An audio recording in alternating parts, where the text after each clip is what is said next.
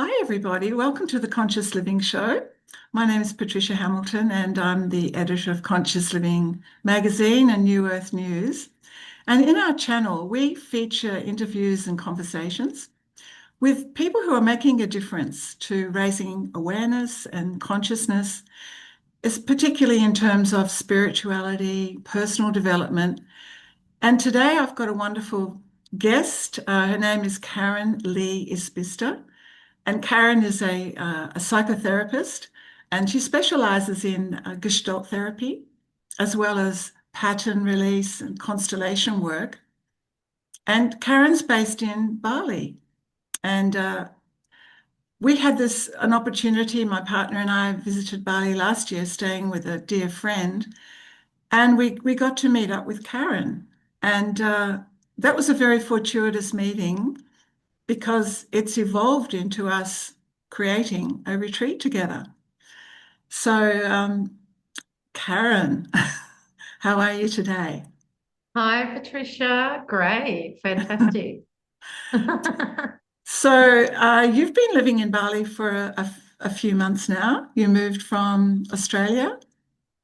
That's right. I've been here permanently now for about coming up to 6 months. Mm, But mm. it's been a process, a long time coming, but feeling really grounded and at home here. Yes, well, I think we share that love of Bali because it has that beautiful resonance of culture, spirituality, beautiful food, environment, and it certainly is a destination for people seeking well-being, seeking spiritual upliftment. And I think that's what we were, I know that I've always been drawn back to Bali for that reason. And so we decided that we would put together a retreat. And you actually found the venue, Antagana.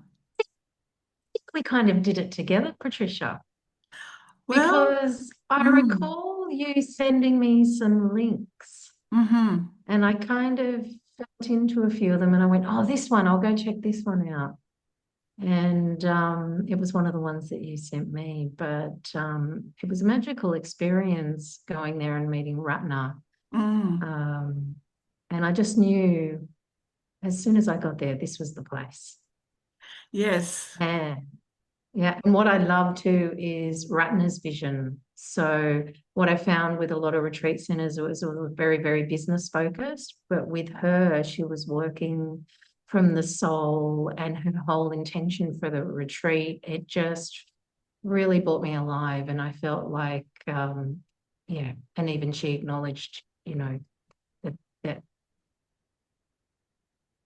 she'd seen me before I even came. I think her words were, I saw you Mm. yesterday. I saw your soul yesterday, her words were. And so, yeah, I'm getting tingles now just talking about Yeah. it. And just to give people an idea of where this is located, it's on the west coast in a place called Balian, which is close to the beach. But this retreat is actually set in the rice fields, isn't it? It's not actually on the coast. I mean, it's on the coast, but it's not actually in the busy area. It's set That's back. right. That's right. It's more Mm, inland and it's in the authentic Bali too. Like mm. you probably rarely ever see a tourist up there, to be honest.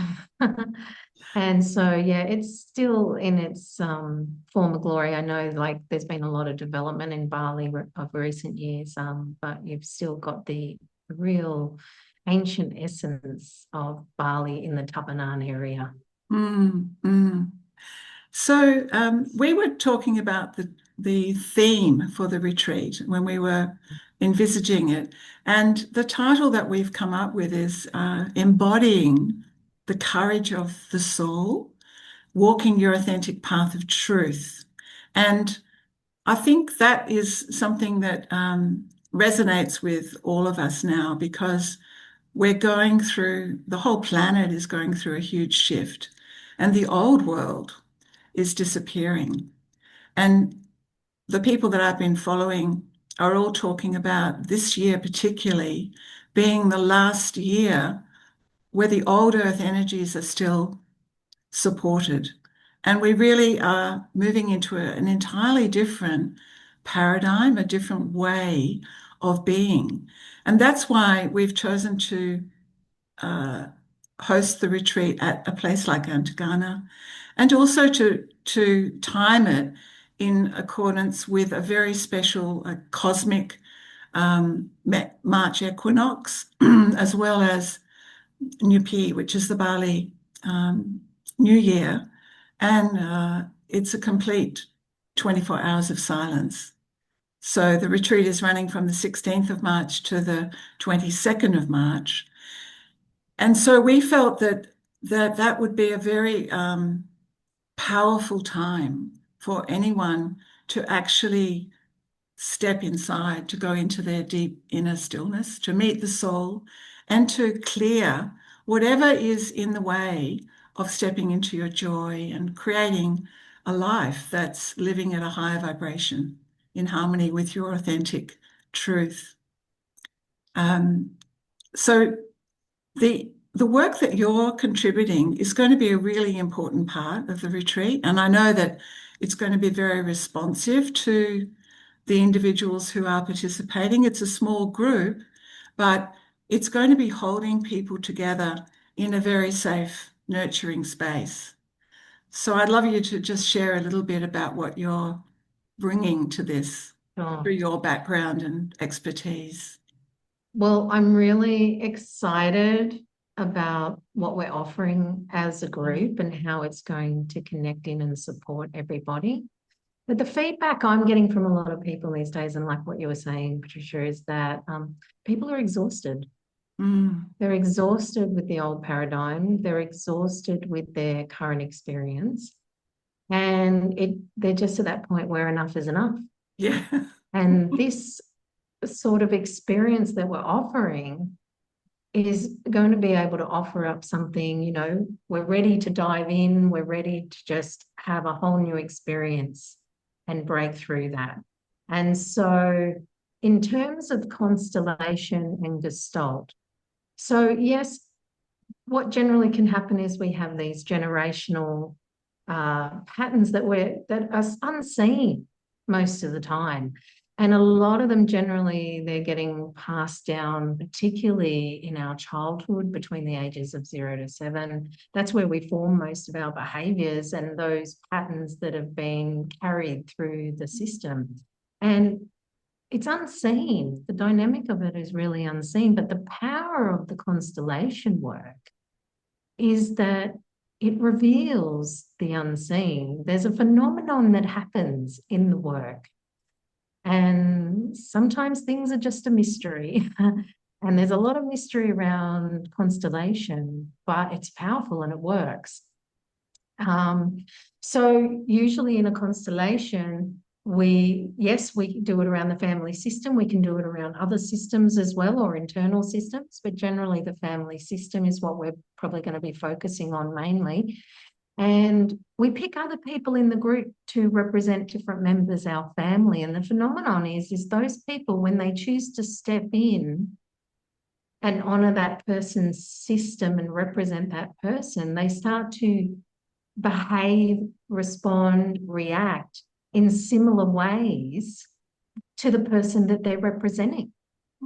And interestingly enough, sometimes we can do what we call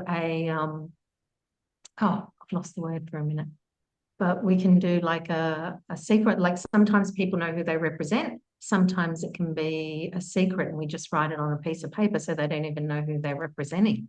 And yet people are like, wow, yeah, this is familiar. This is, when people come together, it just creates this field and the field reveals what needs to be seen. And then we use beautiful healing sentences and gentle movements to get some flow. So our aim is really to open up some flow of love through the family system and also to be able to acknowledge what has not been acknowledged and what's been carried. Oh, yes. So, I mean, it's very difficult to explain constellation work. It's very experiential, it's very somatic work. Yeah, it's very difficult to explain.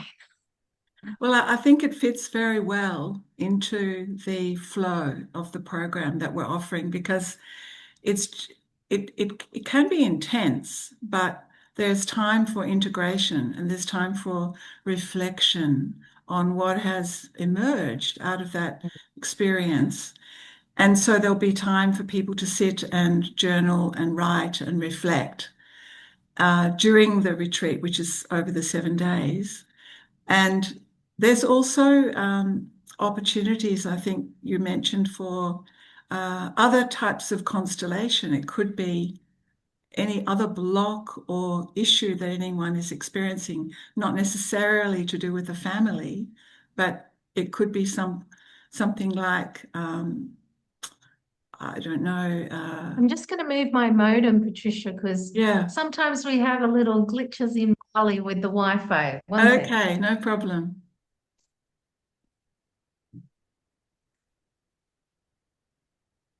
Let's see if that's a bit better.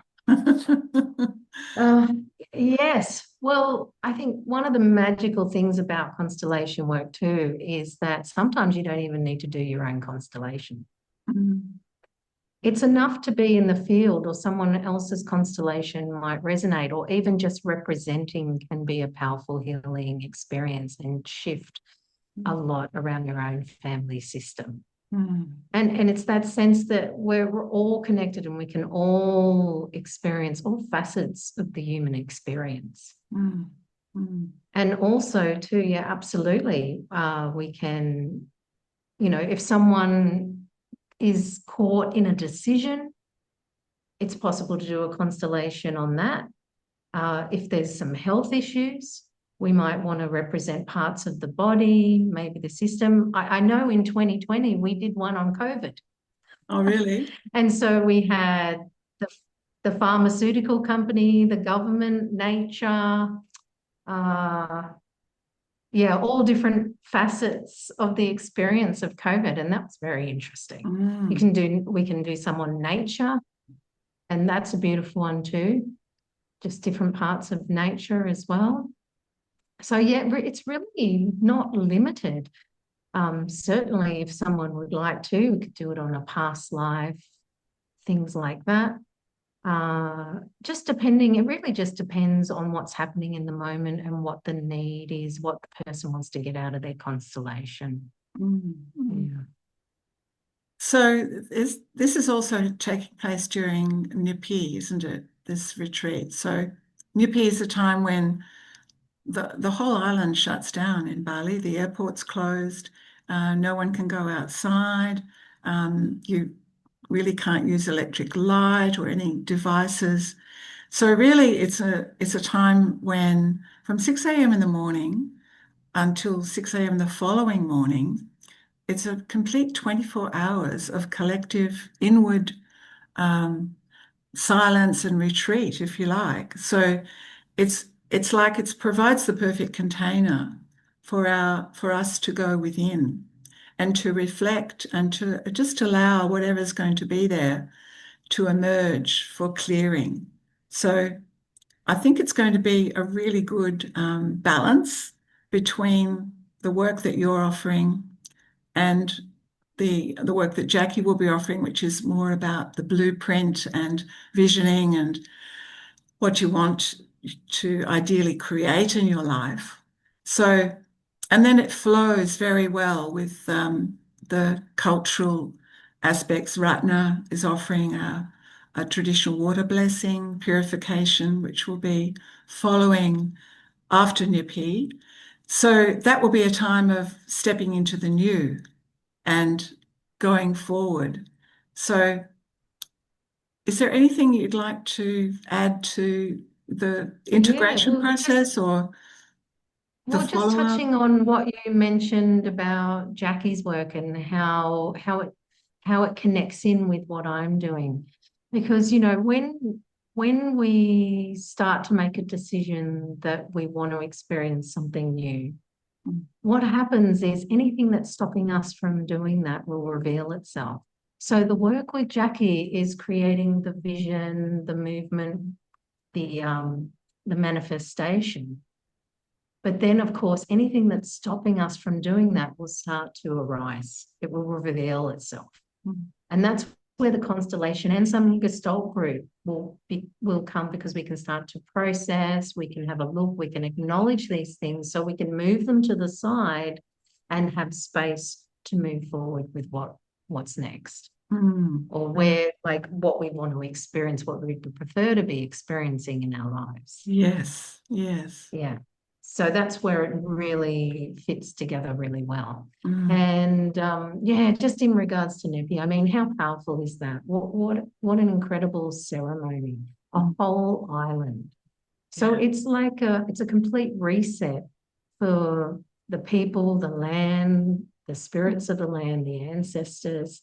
The Ogot Ogot is actually, they spend quite a time building the Ogot Ogot, and on the few days before Nepi, it's when all the different spirits and energies start to come out. And the idea of the Ogot Ogot is that any of the negative energy and negative spirits go into the Ogot Ogot, and then it's burnt, which is interesting. Like, you know, I'm thinking of Burning Man too. There's some similarities, I imagine. Yes, and to be able to share that with the local community, I mean, what a blessing. And I just think, yeah, it's pretty exciting that our event is falling on this week, on that particular week. Yeah. Well, I think it is intentional, and it does, I think it combines all of those powerful aspects, you know, of Bali itself, which has always been a place of ceremony, of balancing the light and the dark, and the two aspects. As you said, the Ogo Ogo is about bringing out all of the negative and aspects or energies that we would like to release that are no longer on the external, that, you know, through creating these effigies, that actually is a very powerful ritual. And I think we're going to be mirroring that at the retreat ourselves, aren't we, in terms of writing down anything that we would like to release from our lives that isn't needed anymore, because there's so much that, you know, we've all been perhaps experiencing in a long lifetime of stress and struggle. And the opportunity really is now that we can actually let it all go, and we don't need to take it forward into this new paradigm. So I think that's you know, hosting the retreat at that time within that context is just going to make it so powerful that it's going to make it much easier, if you like, for all of us to be swept into the new, you know, and then we'll come out and have that water blessing and purification and the water is very much about the feminine, isn't it? It's about implanting or imprinting into the new our innocence, our new intentions for what's to come. Yeah, we were talking about water the other day. I was talking with a friend about water, and they were sharing, you know, wow, this water that I'm drinking right now, someone drank 1,000 years ago on the other side of the world, perhaps even, you know. Yeah. Like and the water holds memory as well. So again, history, ancestry. I think even with the idea of letting go, it's one thing to say, oh, I need to let go, but having the awareness of what is it that I'm doing that's having me hold on to it. A lot of those behaviors are automatic, or they're unseen, or they're a mystery. You know, it doesn't matter how much work you do. Sometimes a lot of people come to me and I've done this much work and this much psychology, and I still have this thing, you know, and it's like, it's about whatever's affected us in the past. If it's unfinished or unresolved, it's still with us in the present moment. So we don't even need to know sometimes what it is or what has happened. All we need to know is, I keep it with me now. And is it going to be adequate for me moving forward? And what do I need to be aware of, or what am I noticing right now that's possibly out of my awareness, that's automatic, that I'm doing? that's getting in the way, that's keeping it there. And when I become aware of those things, then that's when I can make a different choice. Mm. So while something's on automatic and out of my awareness, I can't make another choice. I might get insight after the fact and go, oh, and get really good at talking about why I do what I do, but does anything change? No. But if I can be aware of what I'm doing right now in the present moment, and then being able to ask myself, is this going to be adequate now? And being able to have the power to make a different choice in that moment, or even make an experiment just to see what happens, to interrupt it and do something different. Now we have a choice. Now that's when change occurs. So we're not necessarily even goaling at change. It's being aware of what's happening in the present moment and making a different choice. And then change just naturally happens. You know, the beautiful thing about our regulatory system is it's a natural way of being.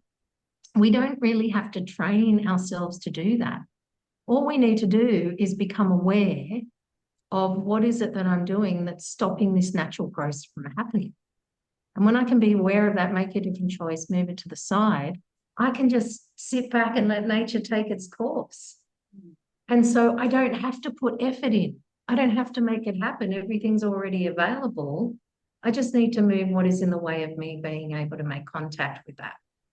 And I think that's beautifully expressed, and it reminds me of the meaning of Antagana, because it actually means sitting in a meditation and having awareness of what is within you that can be gently released. So it really is an alignment and resonance with the very venue that we've chosen. And I think the gentle process of not packing too much in terms of activities, but really gently people can sit and swim, they can journal, they can have massage, but there's nothing really forcing people into any, particular um, goals or outcomes, or because a lot of that is to do with the old earth and the old ways. And this is really birthing something new, which I feel you've expressed that really well. And I also just wanted to let people know that if they were interested in learning a bit more about your work and Constellation, that they can contact you through your website, Yeah, becomingwhole.com.au. becomingwhole.com.au. Mm-hmm. Yeah, there's a 15-minute pre-connect call if you want to know more about the workshop, or even just have a little chat to see whether you feel it's going to be right for you. You want to share some personal information to see Mm-hmm. whether it's going to be right for you. Feel free to make a connection call with me. Absolutely. Yeah, that's beautiful. Well, I'm getting more and more. I can feel the energy is moving, and the more that I dive into this, and I just feel the beauty and the sacredness of the offering that is available, because all of us are going to be involved. We're not just um, separate from the group, if you like. I know I'll be participating in all of the sessions, as will Jackie. And I know Ratna is also going to come in and share her wisdom from her heritage around the traditions and the land and ancestors. And she's got a great deal to offer us. Um, so is there anything you'd like to add finally? Because I know we've got a little bit, we need to wrap it up in a couple of minutes. Yeah. I guess one thing that just popped into my mind, I mean, is that I guess what I love about our connection, what we want to bring here is the authenticity, like really just us being our natural selves, being able to be in an environment where we can experience different facets of ourselves and be able to acknowledge it without judgment or criticism. I do notice a theme a lot in my work where there's, a pattern of a lot of self-criticism. Mm-hmm. And I think another important thing is to, be able to get ourselves to an awareness of what where that voice is coming from, or that it doesn't serve us anymore, and starting to reframe what we're saying to each other, to ourselves, and being able to be more authentic with what we're experiencing and accepting it is what it is in that moment. And that's when the space can occur and change can occur as well. Because if we're what we resist persists.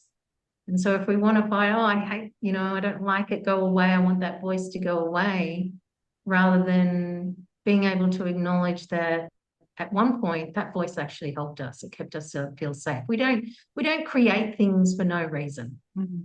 Most of the time we're creating scenarios to help ourselves feel safe. And so those behaviors at some point could, well done for you to be able to create that and keep yourself safe. But we'll just acknowledge that right now it's not adequate anymore. So it's not about necessarily wrong or right or good or bad, but it's about just, is it adequate for me now? At one point it was adequate. At one point it served me. How wonderful that I was able to do that. But now, where is it now? And then being able to move forward through that. Some self-kindness and gentleness. Yeah, yeah. I think that's really beautiful because every moment we have a choice. We can step into a new timeline and we can choose to open our hearts and to be, as the title suggests, connect through having the courage to allow that true soul essence to be shared. And I feel like there is a safe space now, and the world is changing where it is safe now to be yourself. And this is a kind of a stepping into this new framework. And it takes a little bit of practice, I think, because some of us have, we're used to having a mask and protecting ourselves and criticizing ourselves, and we haven't done enough or this or that. But actually, the energy isn't there for that anymore. The energy is for honesty and love and sharing from the heart. And life is supporting that now. So I feel like this is an entry, an experiential immersion into a new way of being, which is going to be wonderful. And we'll have the joy of experiencing it and sharing it with everyone who comes. So um, the retreat is March 16 to the 22nd, and we have spaces for about 6 more participants in your own personal bungalow, which you can either have on your own or you can share with another person. Um, and all the meals are provided, beautiful food that's grown. A lot of the food is grown on the property organically, fruits and vegetables. So, and it will be, very gentle. So I'm going to leave it with you now. Thank you, Karen. Thank you for sharing. That was really, really wonderful. And we look forward to seeing you if you feel the call. If your spirit and your soul is yearning for this, then come. It's we would love to welcome you. And we'll look forward to chatting with Jackie Walker next time about her role and what she'll be offering. But in the meantime, thank you so much, Karen, and I'll put your details in the notes below so people can contact you and have a chat with you. Thanks, Patricia. Okay, enjoy your day. Bye, everyone. Bye bye.